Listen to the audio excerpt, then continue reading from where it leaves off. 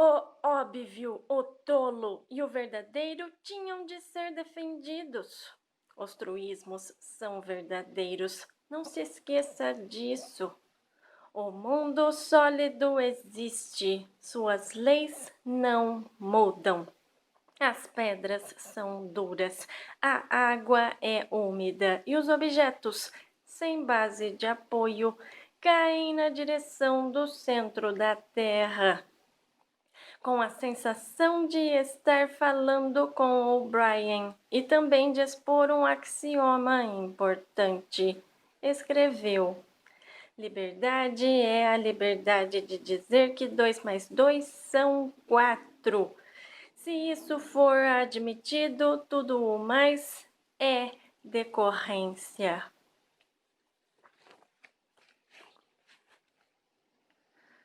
8. Das profundezas de uma viela, um cheiro de café sendo torrado, café de verdade, não café Victory, se espalhou pela rua. Winston fez uma pausa involuntária. Viu-se, por 2 segundos talvez, de volta ao mundo semi-esquecido da infância. Uma porta bateu, dando a impressão de estancar o cheiro tão abruptamente quanto se ele fosse um som. Winston andara vários quilômetros pelas ruas e sua úlcera varicosa latejava. Era a segunda vez em 3 semanas que deixava de comparecer aos encontros noturnos do centro comunitário. Atitude temerária, pois sabia-se que o comparecimento de cada um era meticulosamente monitorado. Em princípio, os membros do partido não dispunham de tempo livre e só ficavam sozinhos quando estavam na cama. Supunha-se que quando não estivessem trabalhando, comendo ou dormindo, estariam participando de algum tipo de recreação comunitária. Fazer alguma coisa que sugerisse gosto pela solidão, mesmo que fosse apenas sair para dar uma volta sozinho, sempre envolvia algum risco.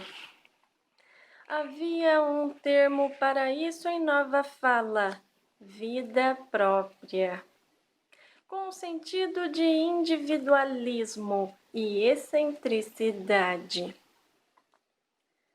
Naquele fim de tarde, porém, ao sair do ministério, Winston se deixou tentar pela fragrância que pairava no ar de abril. O azul do céu tinha uma calidez que ele ainda não sentira naquele ano.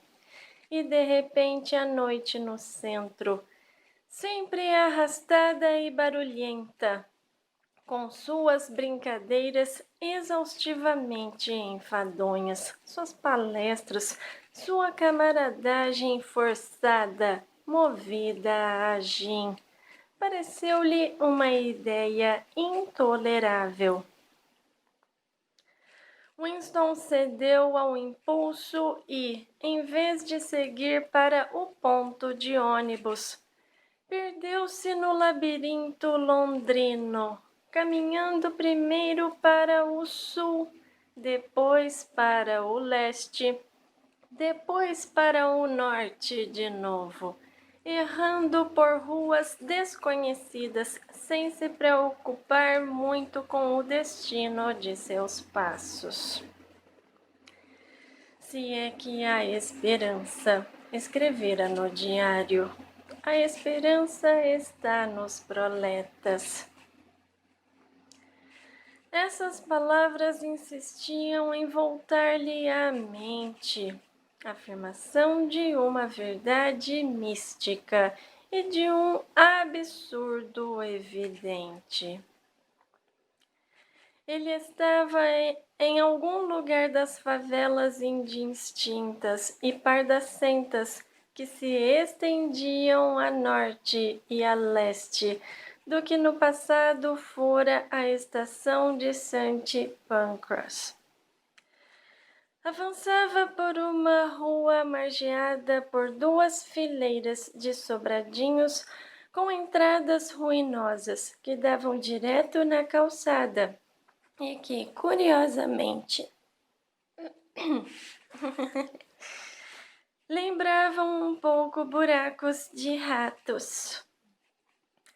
Entre as pedras do calçamento formavam-se aqui e ali poças de água suja.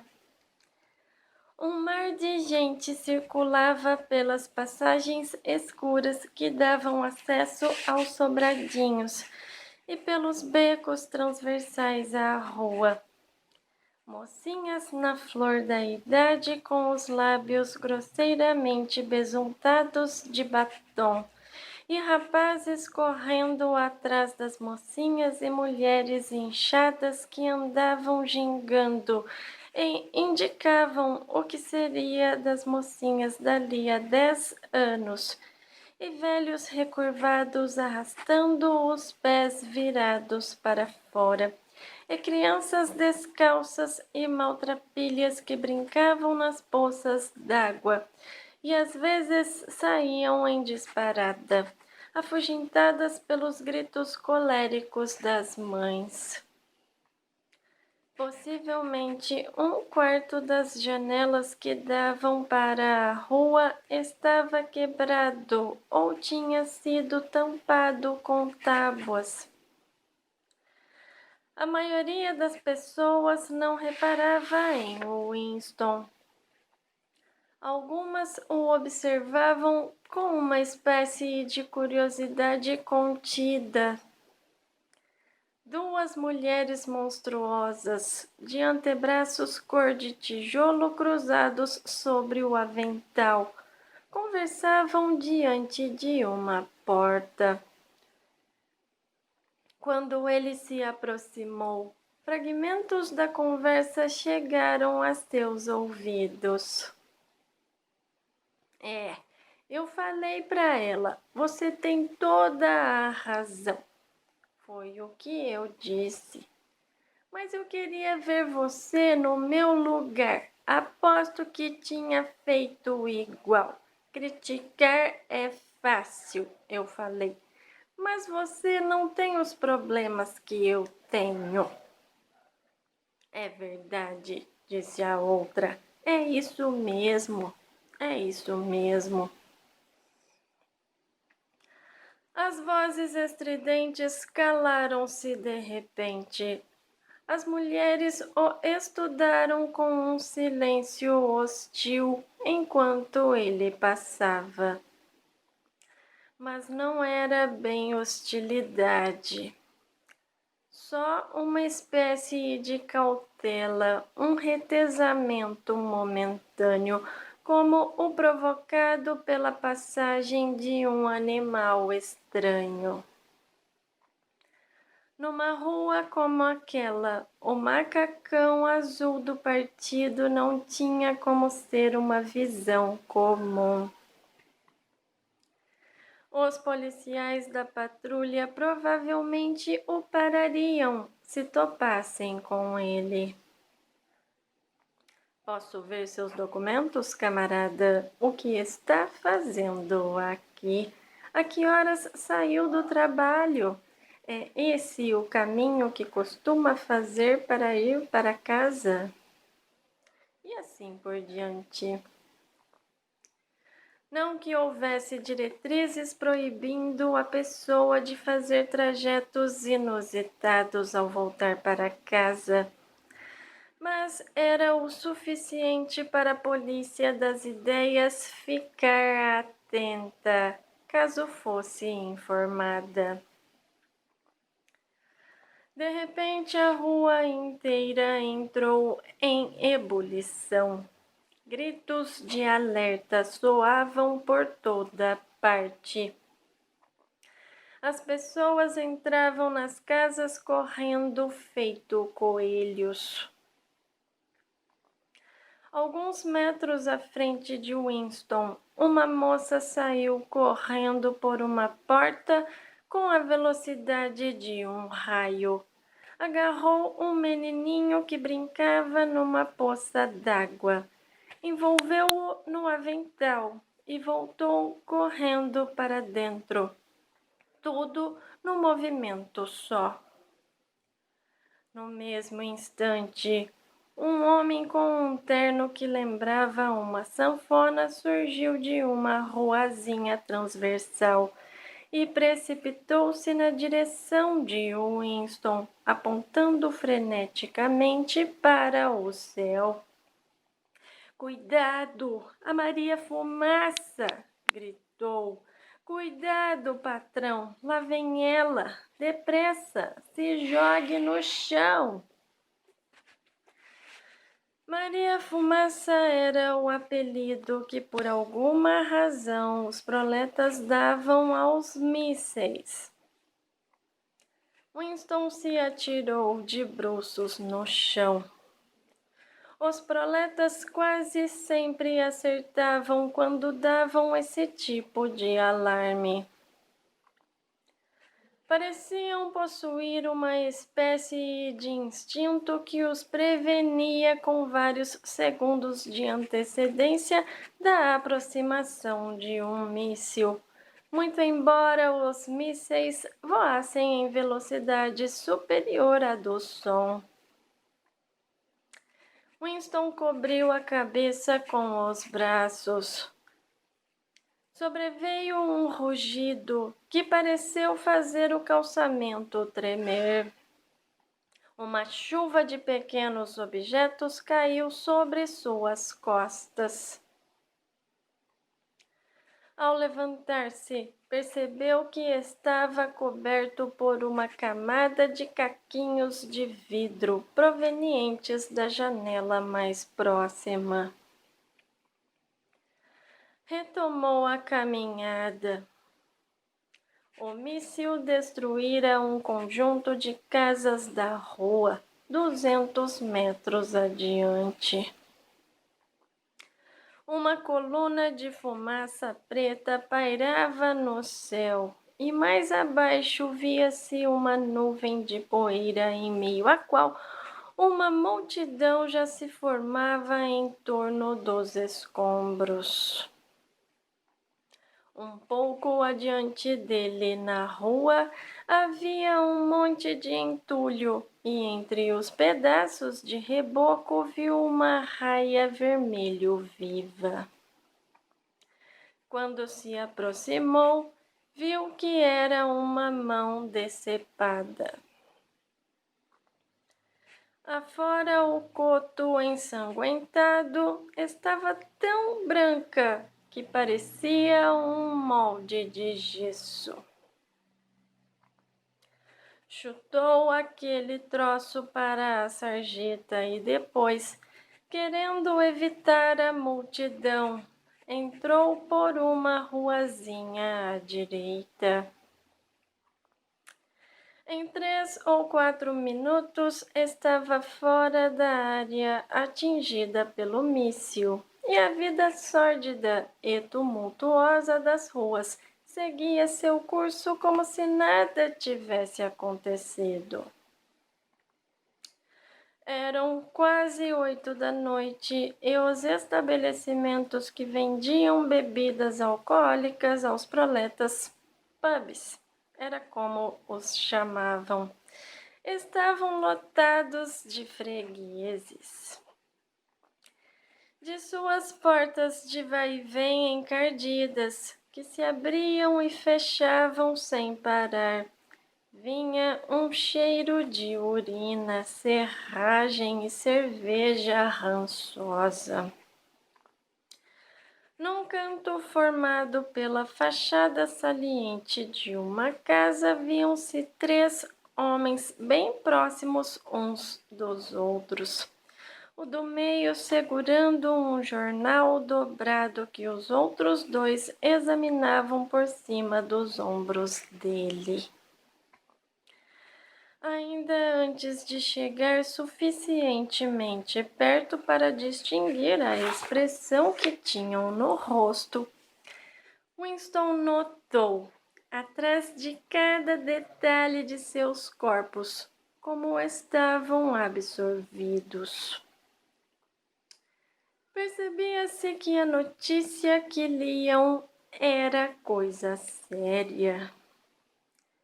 Estava a alguns passos de distância, quando de repente o grupo se desfez e teve início uma altercação violenta entre dois dos homens. Por alguns instantes, pareceram prestes a chegar às vias de fato. Você tá surdo ou o quê? Tô falando que faz mais de 1 ano que não dá nada com 7 no final. Deu 7 sim, eu sei que deu. Não deu não. Lá em casa eu tenho tudo anotado. Faz mais de 2 anos que anoto esses números num pedaço de papel. Anoto tudo. Não fica nada de fora. E tô falando que faz um tempão que não dá nada com 7 no final. Mas eu garanto que deu 7. Se você quiser, te falo até a droga do número. O final eu sei que era 407. Isso em fevereiro, na segunda semana de fevereiro. Fevereiro uma ova.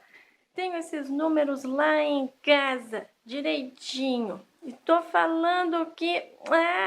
parem de encher o saco, disse o terceiro sujeito.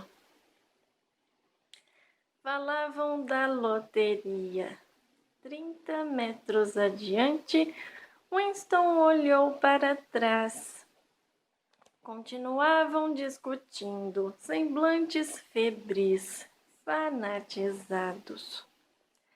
A loteria, com seus prêmios semanais milionários, era o único acontecimento público que efetivamente despertava o interesse dos proletas. Era muito provável que para milhões deles a loteria fosse o principal, se não o único motivo para continuar vivos. Era seu deleite, sua loucura, seu analgésico, seu estimulante intelectual. Quando o assunto era loteria, até gente que mal sabia ler e escrever parecia capaz de cálculos complexos e de impressionantes façanhas mnemônicas. Um verdadeiro exército de indivíduos ganhava vida vendendo sistemas prognósticos e amuletos da sorte. O trabalho de Winston nada tinha a ver com a loteria, cuja administração estava sob a responsabilidade do Ministério da Pujança. Porém, ele sabia, aliás, todos no partido sabiam, que os prêmios eram em boa parte imaginários. Só as quantias pequenas eram realmente pagas, pois os vencedores dos maiores prêmios eram pessoas inexistentes. Na ausência de intercomunicação efetiva entre as diversas regiões da Oceânia, não era difícil operar o esquema. Contudo, Se é que havia esperança, a esperança estava nos proletas. Era preciso agarrar-se a isso. Dito assim, parecia até razoável. O que transformava a afirmação em ato de fé era olhar para os seres humanos que circulavam pelas vias públicas. A rua em que Winston estava era em declive. Ele tinha a sensação de já ter passado por ali antes e achava que não longe dali havia uma avenida mais movimentada. De algum lugar mais à frente vinha uma algazarra de vozes alteradas. A rua fazia uma curva acentuada e terminava numa escadaria que dava acesso a uma viela mais abaixo, onde alguns feirantes tinham suas bancas com verduras murchas. Nesse instante, voltou a lembrança de Winston que lugar era aquele. A viela ia dar na principal avenida dos arredores e na travessa seguinte, a menos de 5 minutos de caminhada, ficava a lojinha em que ele comprara o caderno que agora lhe servia de diário. E fora numa pequena papelaria próxima dali que comprara a caneta e o vidro de tinta. Ficou um momento parado no alto da escadaria.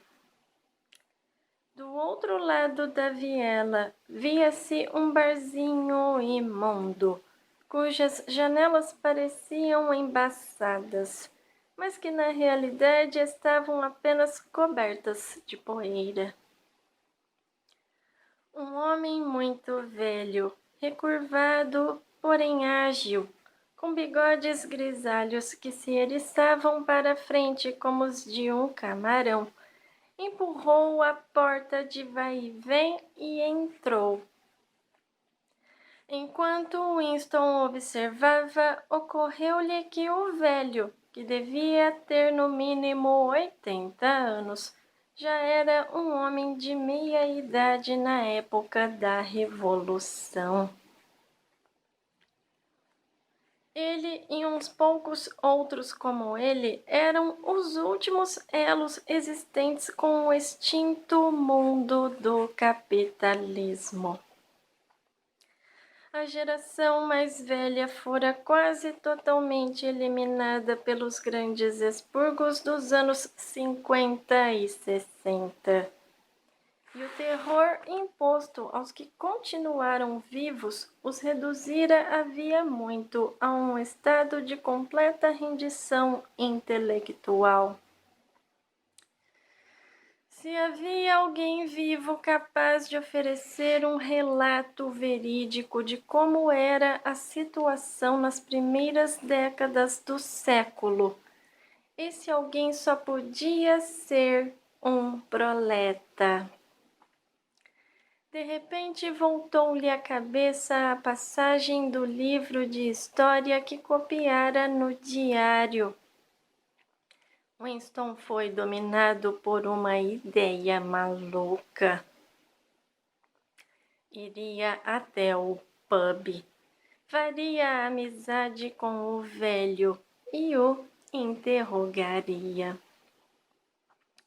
Pretendia dizer-lhe: fale-me sobre a sua vida quando o senhor era garoto. Como eram as coisas naquele tempo, melhores ou piores do que agora?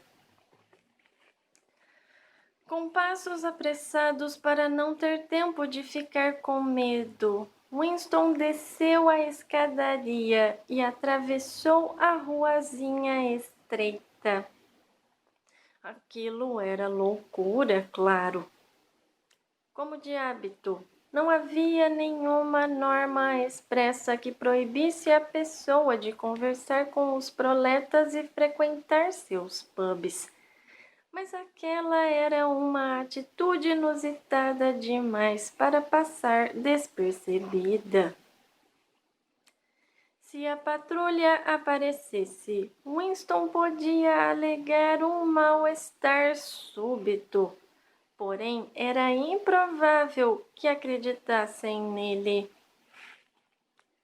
Empurrou a porta e foi afrontado por um cheiro péssimo de cerveja rançosa, um cheiro de queijo velho. Assim que entrou, o volume do vozerio reduziu-se à metade. Sentia atrás das costas todos os olhares cravados em seu macacão azul. Um jogo de dardos em andamento do outro lado do salão chegou a ser interrompido por uns 30 segundos. O velho que Winston seguira estava junto ao balcão discutindo com o barman, um rapaz grande, forte, dono de um nariz adunco e antebraços colossais. Formando um semicírculo ao redor, alguns outros fregueses assistiam à cena de copo na mão. Falei com educação, não falei? Dizia o velho, empertigando os ombros, belicoso. Está me dizendo que não tem uma caneca de um quartilho nesta porcaria de boteco? E que droga de quartilho é essa? Retrucou o barman, inclinando-se para a frente, as pontas dos dedos apoiadas